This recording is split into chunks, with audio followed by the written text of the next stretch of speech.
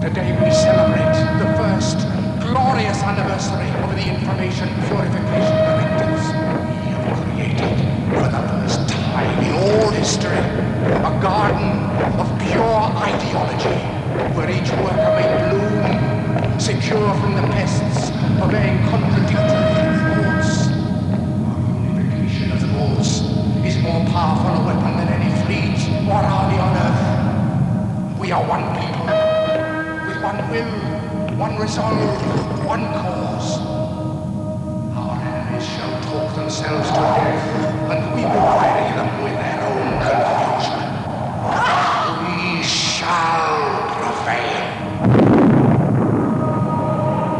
On January 24th, Apple Computer will introduce Macintosh. And you'll see why 1984 won't be like 1984.